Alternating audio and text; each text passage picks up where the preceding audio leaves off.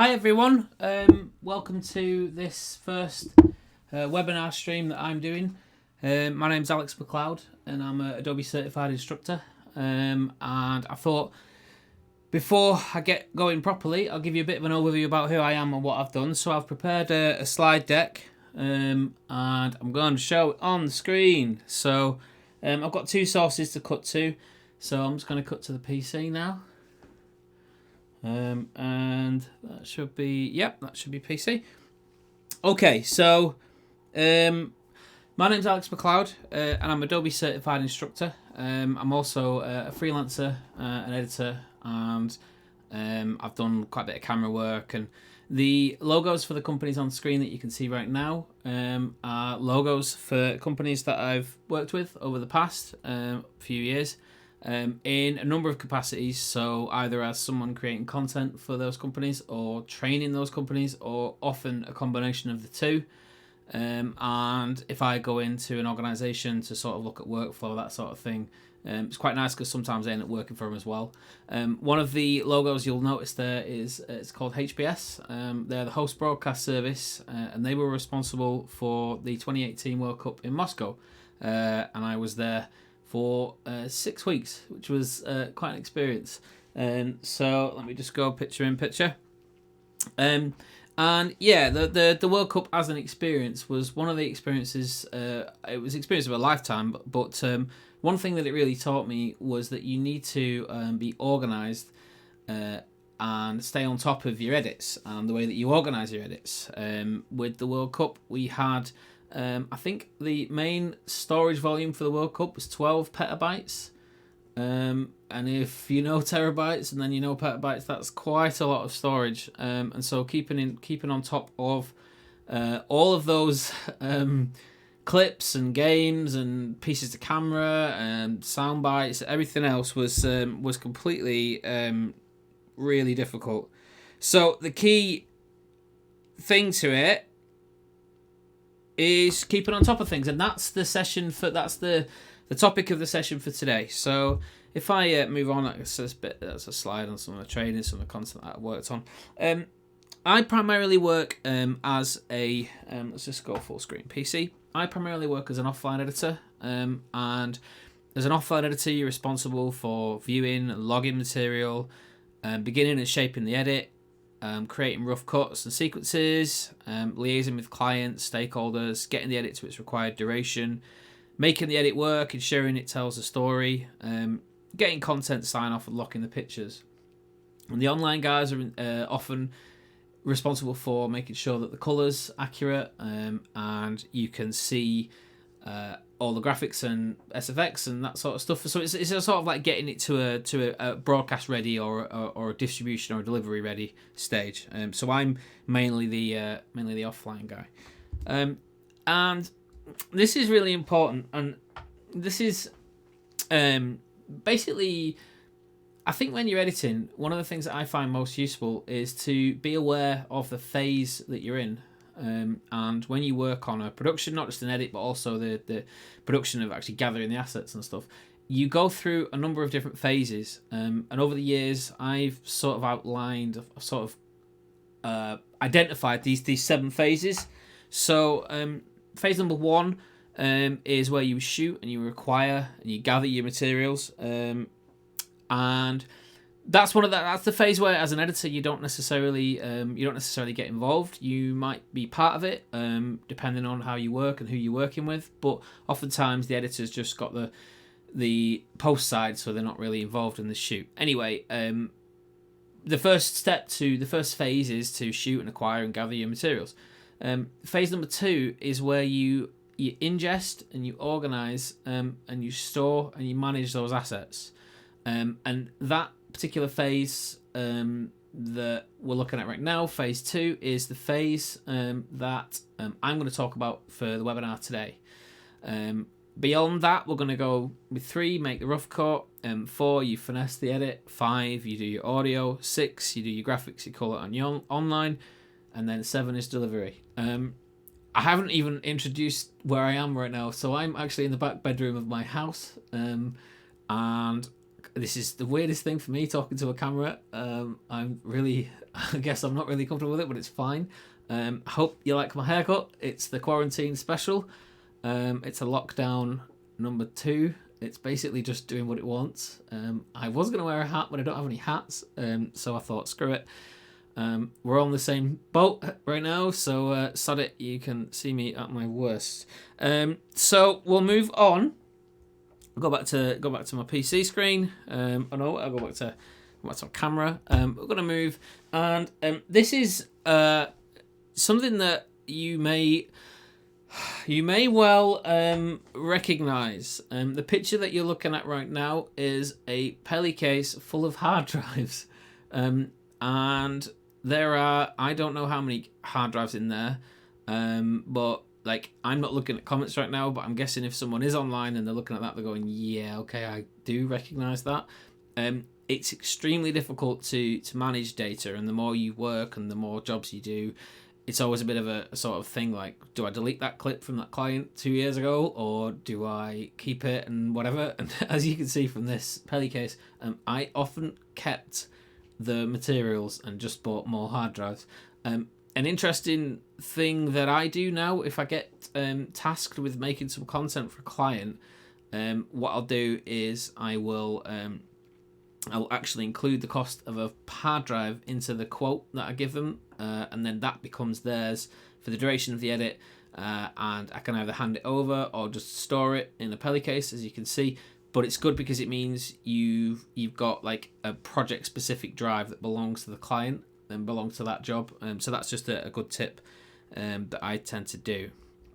So we're moving on from the sort of storage question, and moving on to how do you sort of work? What's your ideal working environment when you work within Premiere? Now on the screen you can see that I've got that screen. Let me just go picture in picture. Bear in mind, as you can see, this is like, I don't do this all the time. You can see there's 3 drives on this slide, and let me just get out with a picture. So there's 3 drives on this slide. The first drive is your OS and your applications. So that drive would be your C drive in PC world, or just your standard, depending on if you're on a Mac or a PC, just your standard drive with your OS, your operating system, your applications. You should just have that drive doing that job, and that's all that drive does. And that's the ideal way to work. So that would be drive 1. And then in a situation where you're working on material and you've got doing an edit, your second drive would be for media and project files. Now this is just the way that I work, but it's a way it's the way that I've worked for a long time, and it works quite well. And I know there's a number of organisations that work like this. Certainly, if you're a freelancer, and I mean a lot of us are working remotely now. So basically, we're being given the task of choosing our own storage arrangements. So your second drive, if you make that for media and project files, that's quite a good way to work. Now, as we go through this webinar, I'll show you some of the techniques that I use to keep track of all this stuff. And then on the screen, you're going to see the third drive, which is for scratch and previews. Now, this episode 1 of the webinar is really this is really about making sure that the software knows where to put stuff. When you're working in Premiere, all the time you're generating sidecar files. You bring a clip in. It will automatically, as its process, make another clip. So what we're going to do is tell Premiere, if you need to make a clip or you need to make a sidecar file, place it here.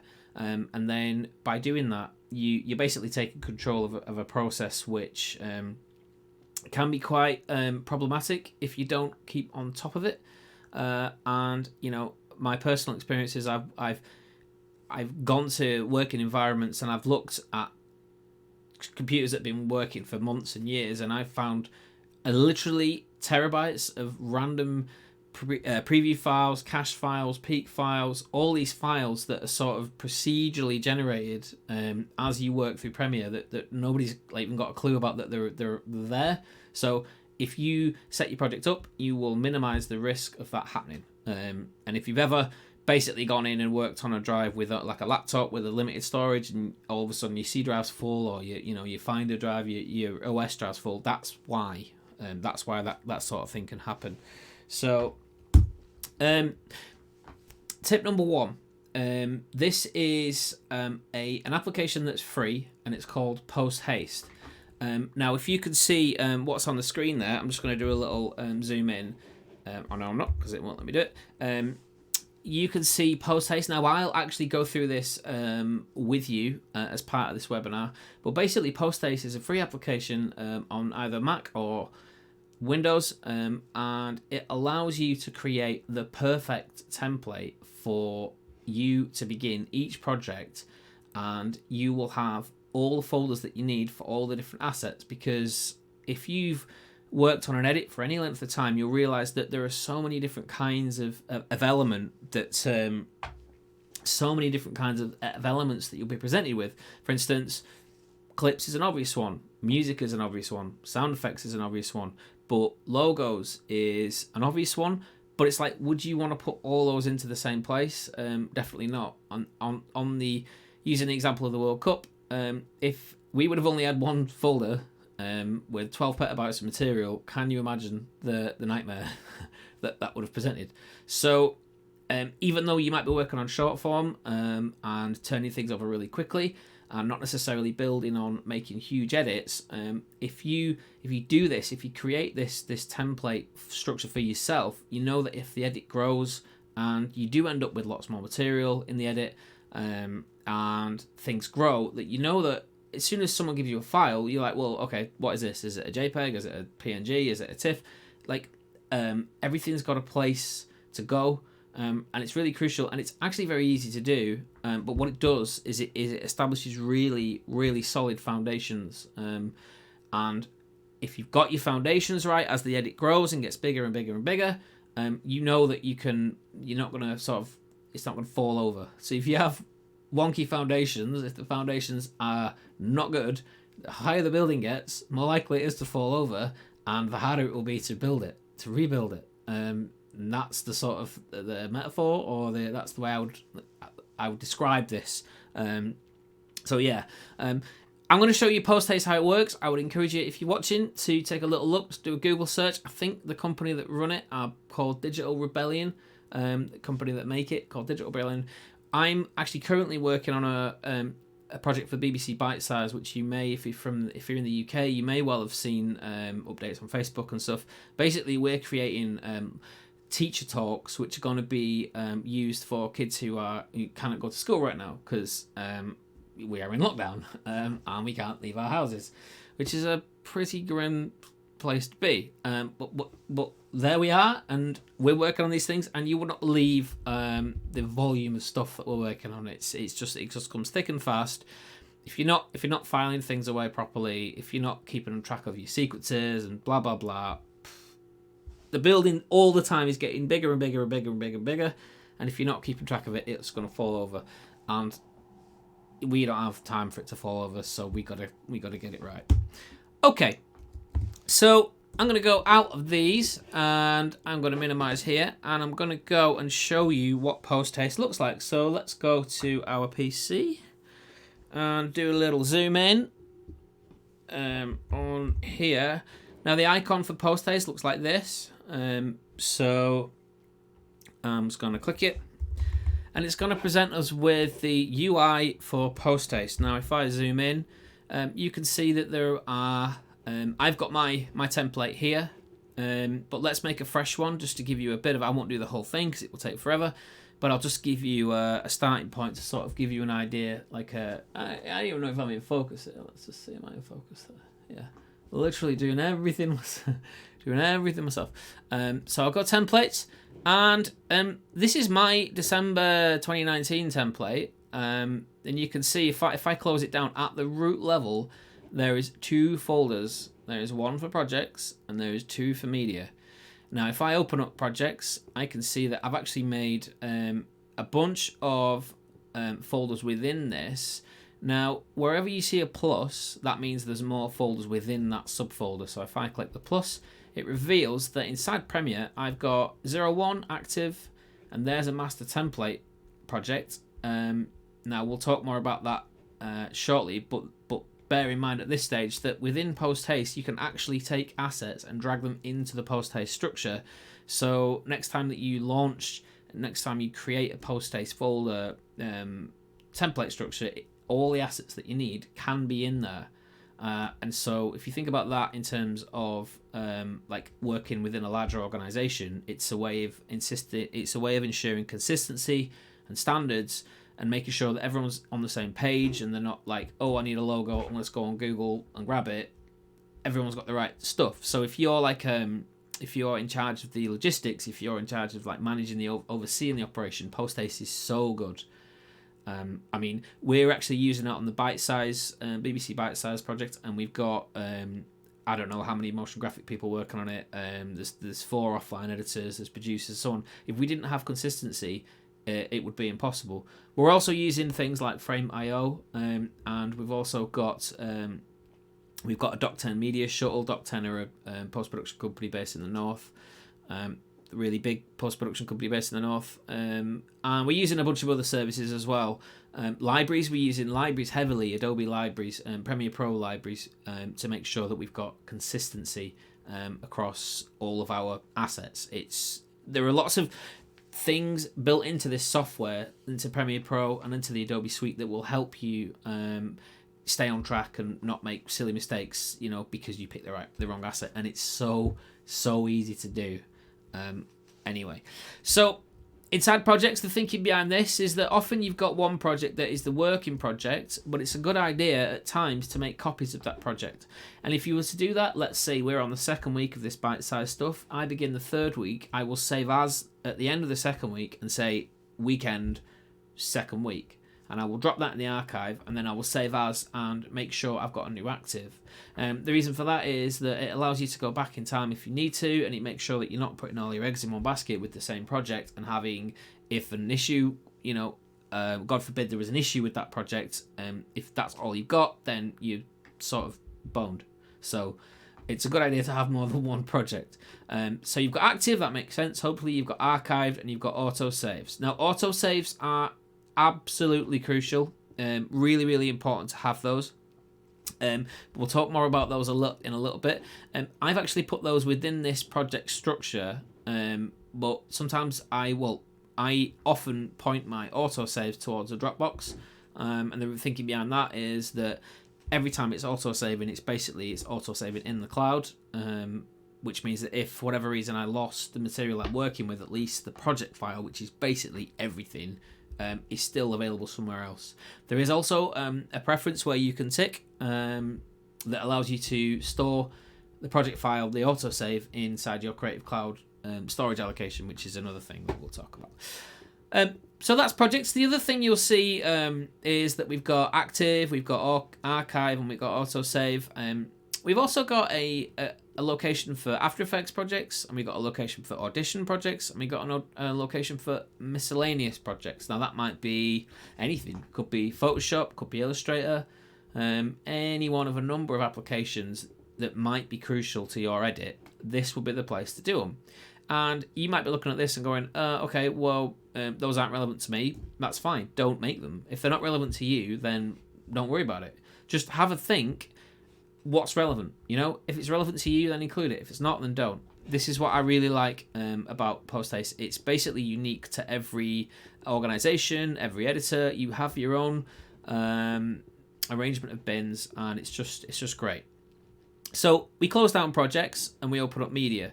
Now, this is going to be somewhat. You'll probably see there's a lot of stuff here that might not be relevant to you, but I'm giving you an overview about the sort of the structure that we've used in the past and the structure that we've found useful. So rushes, old school term for clips, video, sometimes called master clips, sometimes, don't know, call it what you want.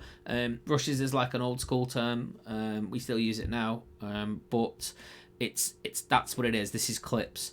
I've subcategorized rushes into 01 native, 02 transcode, 03 proxies. Now, the thinking behind that is that you might be working with material that you're going to need to generate proxies for, such as maybe you've got high resolution media like 8K, 6K, whatever. It doesn't make sense to work with the native, especially when it gets beyond 4K, because nobody's really sitting in front of 6K, 8K monitors, and if you are, well done. But most people aren't, so it doesn't make sense to work at the native resolution because it's just crushing your computer and making the job a lot harder. And also the folder for transcodes is good because a lot of times you'll work with material that was shot and it's, when it comes to you, it's still in an acquisition format, so it might be H.264 highly compressed. The machine won't like to work with that, so it's often a good idea to transcode to something sensible, like ProRes, DNX HD, and so your native goes there, your transcode goes there. If there's a proxy workflow, you can put them there. And beyond that, it sort of continues within that same vein. Audio is split into 4 different sections. Obviously, hopefully they make sense. External, I should have called that voiceover. If I wanted to, I could actually rename it now and call it voice over. But actually, that I don't want to do that because I'm going to keep it 04 and I'm going to keep it as external. Essentially, I should really improve this this structure so that it accommodates for voiceover, because it might not fall within that category. Anyway, hopefully you get the idea. Still images, still graphics. You can see that inside here I've actually got an ITV logo. I was helping do a little bit of consultancy and showing the guys like how to drop things in. Now on that subject, let's say that if we have a file, I don't want to go fishing on my computer just in case it ends up like showing a browser or whatever and there's all stuff open. So I'm gonna just go and open a pictures, and let's say that will do. So we got some webinar pictures there. Now let's say I know that all the time I want a JPEG available, so I'm gonna go to still images, and I'm gonna literally click and drag that in there, and there you go. So that picture now, every time I launch Posthaste to create another template structure, that will be there. Hopefully you're getting the idea. Moving down past these folders, we've got folders for motion graphics, MOVs, DNX, miscellaneous. One key one, and we'll cover this in further webinars, is MOGUTs. If you don't know what MOGUTs are, motion graphic templates. Motion graphic templates, in my opinion, are one of the most forward-thinking and impressive engineering feats that the Adobe team have done. Basically, motion graphic templates allows a motion graphic designer to create a set of assets, give to the offline editor, me, who doesn't really have After Effects experience, who doesn't really know how to, I can keyframe to a degree, but I'm not like, as soon as it gets beyond 1 or 2, I'm like, nah, that's not my job. So if I could just drop a fancy motion graphic onto the timeline and change the text and change the font, not even the font or the color, the editor, the motion graphic designer, can ring fence the elements of the After Effects project or of that particular composition, and say, right, editor can change title and color. That's it. And so I get it, drop it on, change it. That's it. Don't have to think about it. The cool thing about motion graphic templates is you don't even need to have After Effects installed to do it. 2018, the World Cup, we used motion graphic templates heavily. They were a massive part of our workflow, and they made things that would have took a long time happen instantly. It was a huge part of it. Now, one other thing to mention about motion graphic templates is that they can be added to libraries. So think about that. You've got, if you're part of a team, the coordinator is in charge of gathering all the motion graphic templates. All they need to do is add you as a collaborator to a library, drop those motion graphic templates into that library, and then within your libraries inside of Premiere Pro, you have access to those motion graphic templates. Absolute game changer. Really, really good. We'll talk more about those as we go forward, but if they're not on your radar, put them on your radar because they are amazing. Some other things that you might think, oh, what's the need for that? Because a font's locally installed. Why do I need a folder for that? The thinking behind this is that you're making a suitcase with all the assets in that you can just pick up, move off, and work on any other machine.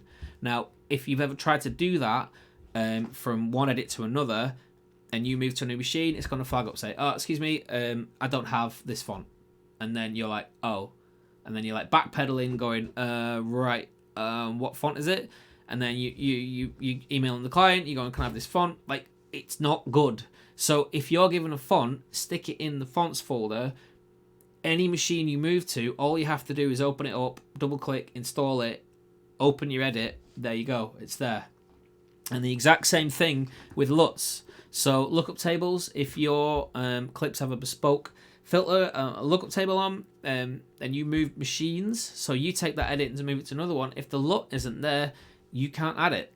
So all of a sudden all that work you've spent sort of crafting the LUTs and getting the grade right, if those LUTs aren't there and you don't have them, well, you don't have them and you can't add them if they're not there. So anything that's part of your edit needs to have somewhere to go within this post-haste structure. Another one that's quite crucial for us at the moment is production paperwork. There is a lot of that. So if that can be stored within this folder structure as well, it's great. You know, the more info you've got, the better. The easier your job's going to be. Now, deliveries. This is again split into different categories. Viewing copies, signed off, masters, miscellaneous. Hopefully, all makes sense. And CC libraries, and also presets. CC libraries is like every time maybe you go to Adobe Stock and you download a stock MOGA, motion graphic template. There is actually a file that it's going to download. You can take that and drag it in here, and then if you need to move, you've actually got it present within your edit. Hopefully, I'm not banging on about this too much, but I honestly, in the early stages, and this webinar is all about getting the foundations right. In the early stages, getting this structure and making it work for you is the biggest piece of advice absolutely the biggest piece of advice I can give you. And if we go back to this slide here, so your post-haste folder structure would live on here. So that would live on Drive 2. And anytime you get some media, someone gives you a memory card, someone gives you an XQD card or whatever, it goes in the place that it needs to go. And you'll be establishing your foundations and getting things right and basically building. And because your foundations are proper and decent, hopefully the building won't fall over. Okay, so I'm just going to check my phone to check that we're still all good. I'm literally not looking at any other screens other than this one and that one, so I've got no idea if anyone's watching. I might literally be talking to myself, which honestly wouldn't be the first time and is absolutely fine. It's sometimes the only way you can be sure of intelligent conversation. I'm going to go through and tick off my things that I've talked about. Is anybody watching? No. Okay, that's fine. Or is anybody? I don't even know.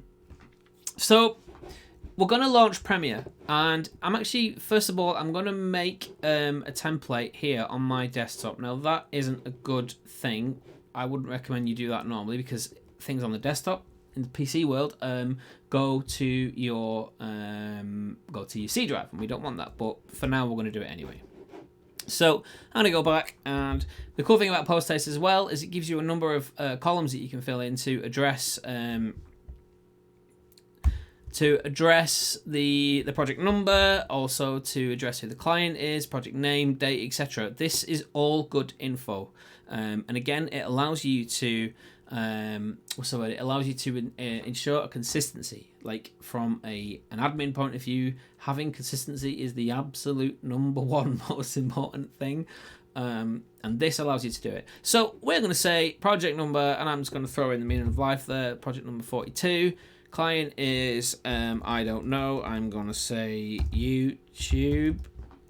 Project name is example. The day is, it doesn't really matter because I haven't been outside in like a month, 230420. and the user is me. I have filled in those columns, and now it says file name preview. When I get this, here, that's what it's going to look like. So I'm going to create project. When you create project, it says, okay, where do you want to put it? And I'm going to go to 42 and desktop, and I'm going to ask it to go there, and I'm going to go, and there it is. That is your Posthaste folder structure. If I double click this, it opens up, and you can see that all of the projects, all of the folders that we made within the Posthaste application are here and ready to go. And that still that I put in is there. I mean, I can't overstate how good that is. I don't know how Digital Rebellion are doing this for free. I would pay, I don't know what I'd pay. I'm not going to tell them in case they decide to start charging for things. But Digital Rebellion, you're doing good work. So thank you. You're making my life easier. My life's a bit confusing at the moment. Anyway, so you can see now that we've got these folders ready to go. So what we're going to do is we are going to launch Premiere. Now, you would think that after 30 minutes of being on this webinar, we may have launched Premiere before. But if anyone's ever been to any of my training courses, you'll know that usually about the first hour, we don't even launch the application. Get the foundations right, launch the application, and then they will fall over. So we're going to do one thing. If anybody's following along, and you're probably not, but if you are, all good. We're going to actually launch Premiere. But we're going to hold the Alt key. For Windows users, you hold the Alt key. And for Mac users, I think it's the Control key, but I'm not entirely sure. I think it might be the Alt key as well, or the Option key as well. I can't remember exactly, but you'll figure it out. So I'm going to hold the Alt key and click and launch. And it's going to ask you, it's going to say, are you sure you want to reset your preferences? Okay, so what this is essentially going to do is it's going to basically treat the application like a brand new install. So every single preference that you've set over the course of using the application will be reset. So a lot of preferences, we call them set and forget, and it's things like how often does it auto save. It's things like how long does a transition last, audio config, all that sort of stuff. Set and forget, you might you might never even change it. It depends how long you've been using Premiere. But anyway, we're going to treat this like a fresh install, and that allows us to make a bunch of decisions, which I'd like to show you again to sort of go down this road of like trying to get the foundations right from the very beginning. So I'm going to say, are you sure you want to reset your preferences? I'm going to say yes. And the application launches up. Now, you know you've done this right when you don't see any projects in the welcome screen. Now, I'm not naming any names. I went to one organization where I did this, and the guy at the back basically put his hand up and went, "Does doing that delete all your projects?" And I was like, "Do you really think the engineers of this application would have a function that deletes all of your projects in one click?" No, it does not delete all your projects. Where did you save them? And that then led to a conversation saying, I don't know, where did I save them? Now, if you've been using Premiere for any length of time and you don't know where you're saving your projects, you definitely probably need to brush up on some skills there, because like knowing where your project is page 1, the first line, get that right. It still astonishes me sometimes. Anyway, I'm going to go into it. But we're going to go and use this button here. We're going to go and new projects. And there are a couple of decisions you've got to make here. First of all, what are you going to call your project and where's it going to go? So name would be, I can't remember, we'll call it YouTube Scan Pro Video Webinar 1. About names, be as precise as possible with your project name, and try and think long term as well. So you might be working on something that's going to go over days, weeks, months. Think about the project name. Don't arbitrarily just call it something. Just have a think. Like what's going to be what's going to make sense to you in 2 weeks' time, a month's time. however long. There's a thing called the 2-week rule, which if you haven't heard of the 2-week rule, it's really good to know. So basically, 2 weeks is about the length of time that it takes for something to fall completely out of your head. So you work on an edit, you go home, it's still in your short-term memory, you go back to work. Now I'm talking the old days here when we actually went to work rather than just like walking out of the bedroom and opening the door and sitting down and then you're at work, because that's where I am right now. But yeah, the old days when you went somewhere else to work, when you went home, the thing you worked on was still in the short-term memory, and then the following day when you went back to work and sat down, it was still there. So things were, you'd know what that sequence was and you'd know where these clips were. What we're doing here with this foundation stuff is we're making sure that even in 2 weeks, when you come back to this, you will know what that sequence is. You will know where those clips are. And if you can make 2 weeks, then you can make 2 months. And if you can make 2 months, you can make 2 years. This is the principle. Look after the future you, right? So the whole time you're putting in provision for the fact that you might not be on this tomorrow. Somebody else might be on this tomorrow. So you're making sure that all the things you do, all the choices you make, all of the decisions, everything is based on the 2-week future you. Okay?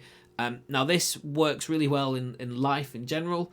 And I always try and look after the future me, trying to do things that the future me will say, yep, thank you, past me, that was good. I appreciate that.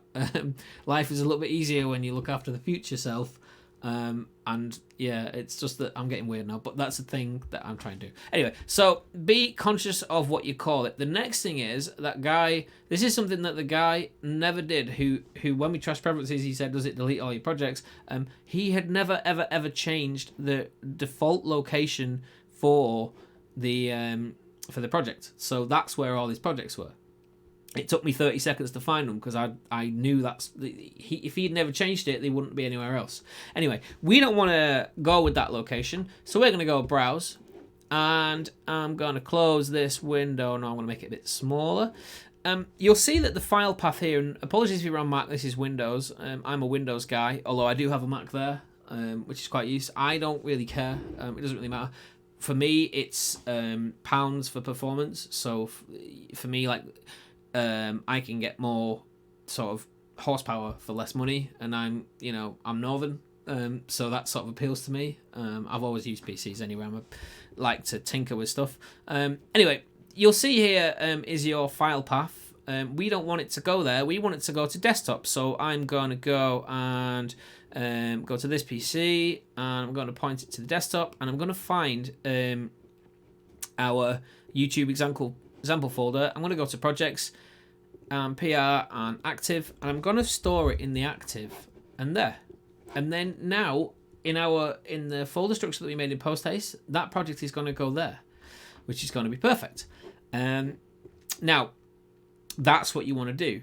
And the cool thing about this is every time you start a new project, you can place the active project inside that new Posthaste that you make, and you always know that you're getting the foundations right. There are a few other things we need to address, and depending on how long you've used the software or not, you may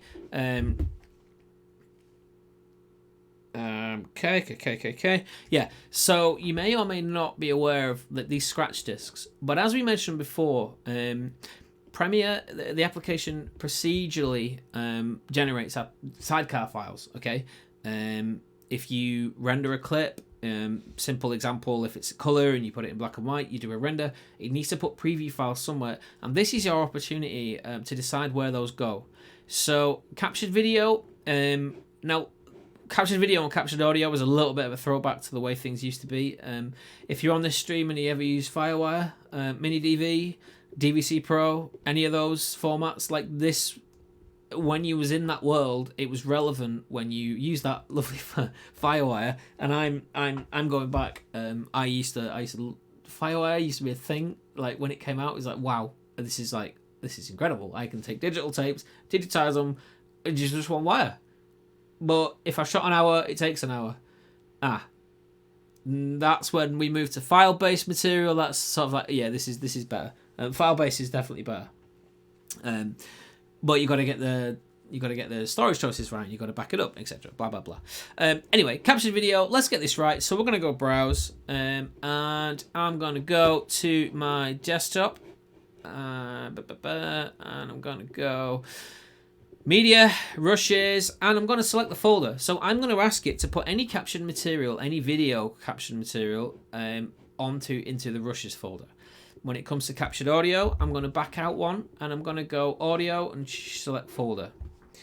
Now, that's done, and it's unlikely that these two folders will ever get full of anything, because it's unlikely that you're capturing stuff, but you might be. It depends what sort of stuff you're working on. It might be archived material, whatever. If you get that right, then when you capture something, it's going to go in the right place.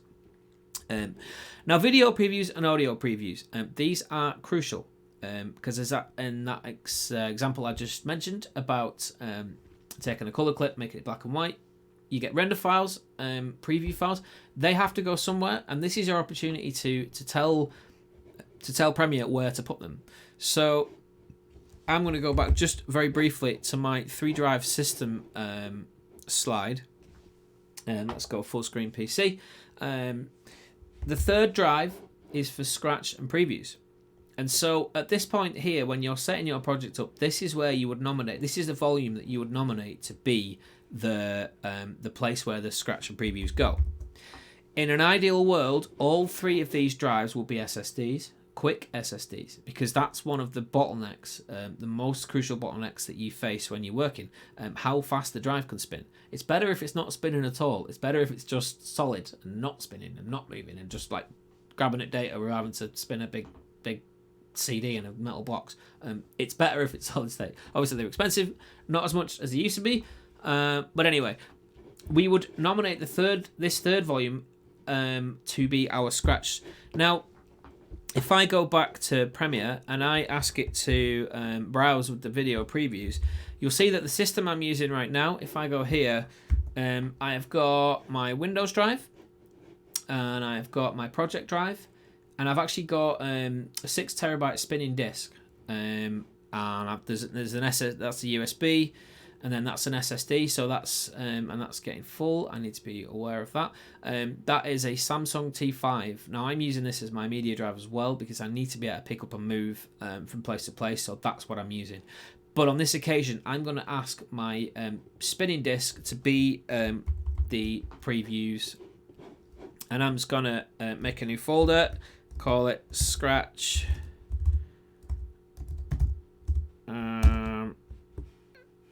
And previews. Let's go in there, and I'm going to nominate that volume. So video previews. I'm also going to do that the same thing for my audio previews. Okay, now what's going to happen is if I ever do any rendering now, it will read off the drive where the media is on, and it will write the preview files to another drive. And so that's great, because it means at no point is the drive being read and written to. It's a circular process. So it's like we take files from here and we write them to there. You don't want to be writing and reading to a drive if you can avoid it. And so this is why getting this set up is good. Okay, so autosave. This is another crucial thing. Now I'm going to go browse, and I'm actually going to show you where I place my autosaves. I know I gave them a folder inside Posthaste, but this time I actually placed them in Dropbox, and I'll put them in business, and let's just make a new one here and call it autosaves YouTube project. So autosaves YouTube project, then we'll select that folder, and that's done. And basically the first time that it autosaves, it's going to save in another location in the cloud. So basically, if I've obeyed this Posthaste structure, then it will save the autosave in another place. Now, by the way, on this topic, once you've made your perfect Posthaste structure and you populated it with all your assets that you're going to work with, copy that master project folder and paste it somewhere else, because that means you've then got a perfect backup of all the working material. If you don't do that and you lose your master folder, that's game over. And we want to keep playing. We don't want game over. So make sure that you back up regular, and back up more than once. You know, I've read somewhere that if something isn't backed up 3 times, it's not backed up at all. And if you're working on a broadcast project or something for film, whatever, it's actually an insurance. It's a requirement that you back up and you prove it. So just always think about the eventualities, and always, you know, what do they say? Hope for the best, plan for the worst. That's what they say. So we hope for the best, but we plan for the worst. That's what backing up these folders is about. And that's what putting this autosave in another location is about as well. Okay, so let's go CC libraries. If we go there, we can then go back to my desktop. And where are we? So we'll go YouTube example. And I think we're on CC libraries here. You'll see that I've actually made a bin for a folder for my CC libraries. Click select that folder. And so that's done. And then motion graphic template. You also get an opportunity to tell Premiere where to put the motion graphic template material. Now, I've actually put this in motion graphics, Mogats, select folder. And that there, what you're looking at is the perfect start to an edit. So Premiere knows where to put all of its sidecar files. It knows where to put all of its extra material. It knows where to put the video previews and audio previews. You've basically taken control and said, put this there, put this there. And you've done that based on the post-haste structure. And it might sometimes feel like this is a bit tedious and a bit too over the top. But trust me, if you've ever lost a project, if you've ever lost media, you know that's worse. So getting this right doesn't take too long, but it's worth spending the time to do it. Okay, so once this is done, I'm going to hit OK. And what am I going to do? So this is the we're going to go through some workspaces. We are going to end this webinar shortly. I think I said we'd do like I think we'll do a 5-minute question and answer. One of the things that's really crucial with Premiere is the workspace. And in my opinion, the best workspace actually right now isn't available from the list at the top. It's a workspace that I've used for years and years and years. I'm going to just throw it up and you can see what it looks like. So in this workspace, right, first of all, we're going to go workspaces and you'll see the list. We're going to go editing and we're going to make sure that we're working from scratch. So we're then going to go and reset and go to editing. Now with the default editing workspace, you're going to find that there's quite a few thingies, quite a few tabs, quite a few panels that are tabbed away that actually in the day-to-day, certainly in phase 3, the rough cut, you're not going to need a lot. So anyway, I'm just going to basically make my own. I'm going to drag this one there and drag this one there, and I'm going to go and make my effects and swing these two around, close that down, going to get rid of this whole panel group, and I'm now a lot happier. This is what I would consider perfection. It's tidy. Now from left to right, you've got your project window, top left, you've got your effects, and you've got your effects controls. Then you've got your source to the right hand side, then you've got your program top right, you've got your timeline occupying the whole bottom half of your interface. Nice little tools palette tucked away there, and your audio meters tucked away there. For me, in terms of being organized, this is the best way to go. So this is my workspace. I'm going to go workspaces and I'm going to save. If you want to save a workspace, it will be wonderful if you call it this. It doesn't really matter if you don't, but I call this one Old Faithful. There will be people watching this potentially who will go, oh yeah, I use that one. I'm going to go Old Faithful COVID-19 edition. Don't ask me why. Let's go there. Now, that might have been too loud, depending on how high the levels are on this microphone. I'm not listening, so I have no idea. I'm going to go with the final bit of this webinar, and then I'll answer some questions. Is that we need to replicate that structure within Posthaste inside Premiere. Now, I'm going to make a few bins. If you're not making bins, do make bins. I would imagine you are. at the root level of any project I ever work on, there's one bin, and it's called sequences. And then there's another bin, and it's called media. Now, I won't do this for you because it's tedious and it'll take forever. But basically, what is a good idea is to replicate as much as is possible the folders that you have inside your Posthaste structure. So if I go back to desktop, and where are we? Yeah, there. Replicate the folders so that you've got consistency. Rushes, you'll need audio, you'll need still, you'll need graphics, you'll need motion graphics. Fonts you won't need because they're a system thing.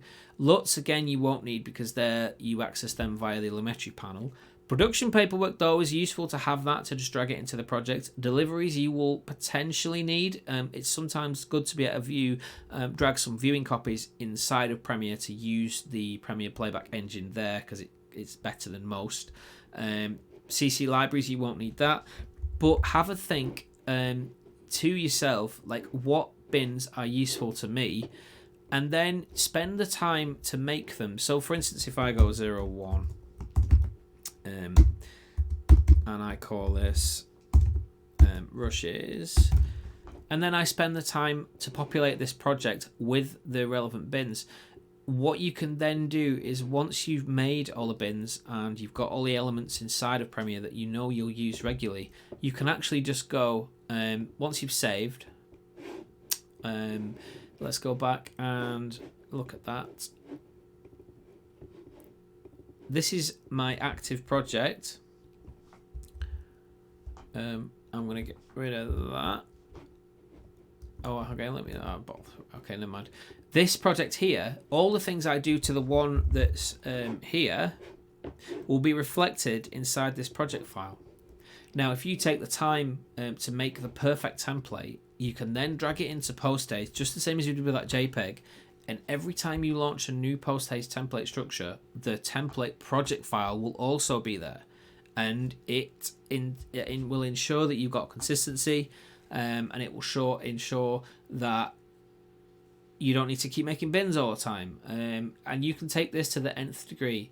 The project that we're working on at the moment, the amount of assets that are in play is just nuts. And if you didn't keep track of it, yeah, you'd literally just lose your mind. So I think what we'll do for the next webinar is we'll start with essential preferences, because it's good to get those right as well.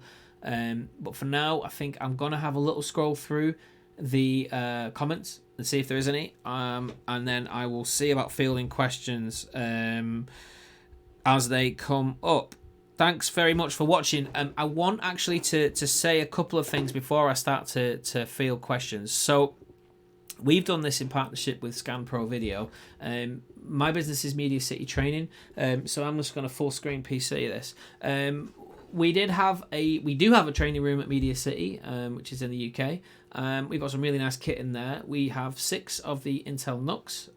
If you haven't seen these machines, these are perfect for offline. They are wonderful little machines. If you're clever about the way that you deal with your material, and if you proxy things, if you transcode things, these are rapid and you can cut they cut really well.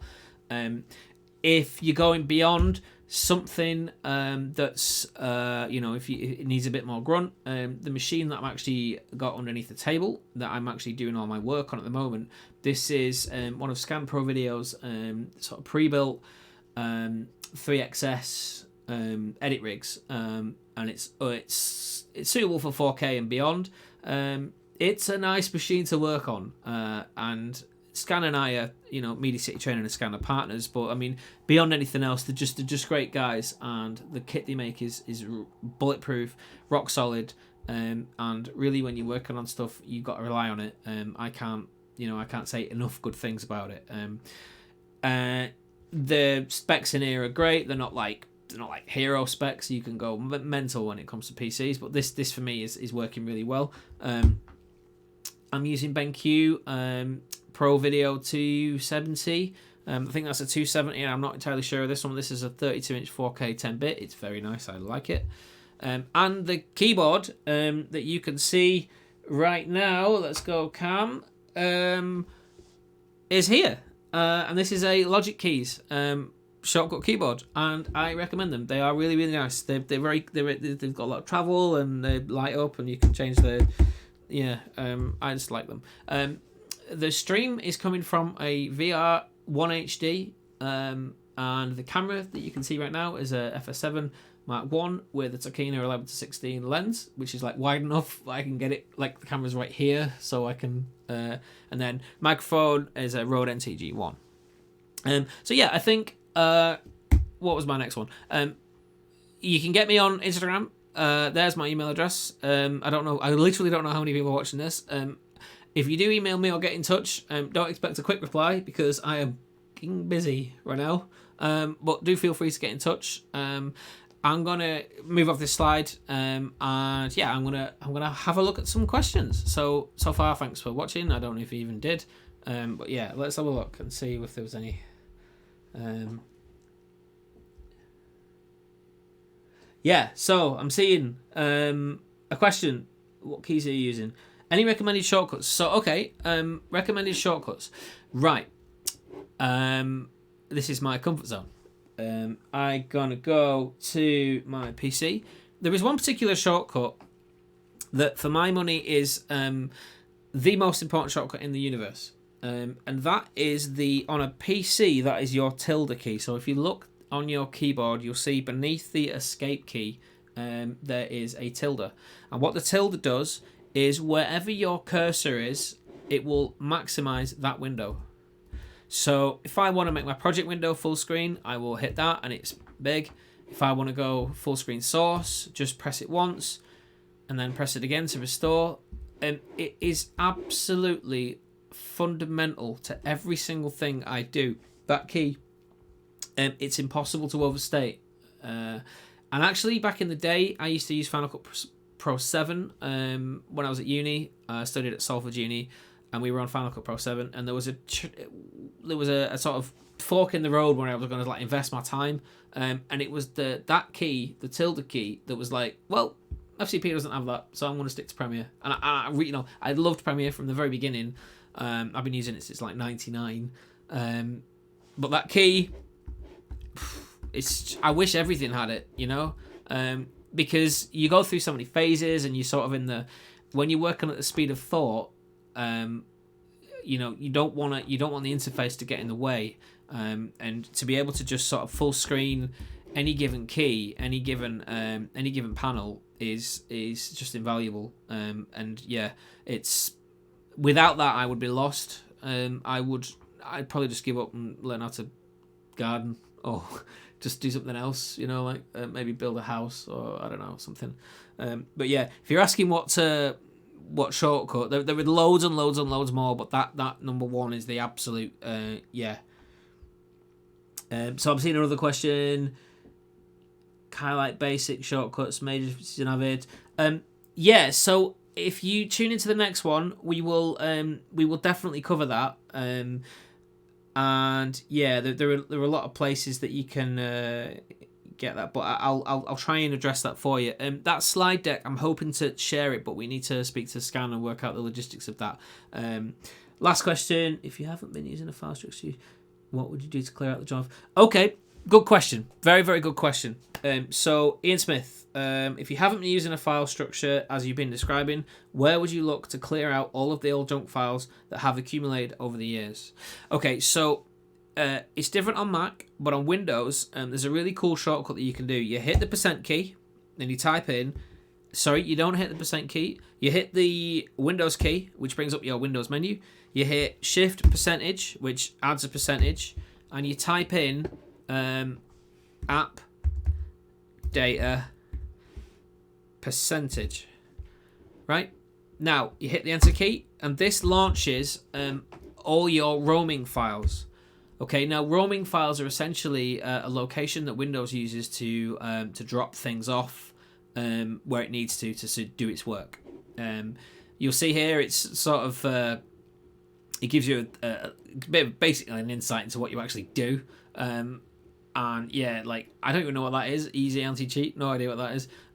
But you can see I've got Adobe here, I've got AnyDesk, I've got Audacity, I've got Avid, Digital Rebellion. I've been playing a bit of Call of Duty when I've had time, which hasn't happened very often these days. But yeah, inside Adobe, and then inside Common, and then inside Media Cache and Media Cache files. Let's just zoom out. Okay, there you go. Here's me not practicing what I preach. There is 14,000 items in here. 14,000 items. I would guess about 98% of that I could just bin. Look, just look. I worked at an organisation once where they had a sweepstakes about who would have the most, and they won a prize. It was Lord of the Cache. Lord of the Cache. And I'm going to say that one more time. Lord of the Cache. And the cache is not cash as in money cash, but cache as in CACHE. So yeah, that's where you will find them. I'm going to call it a day for today because I've got loads and loads and loads of work to do. And yeah, I'm no rest for the wicked. So if you did tune in and you enjoyed it, thanks very much. Feel free to check out the MediaCity Training Facebook page. Not much happens on there because I'm not very good at that side of things. But I am good at training Premiere. So do get in touch if you want anything more. And thanks for watching.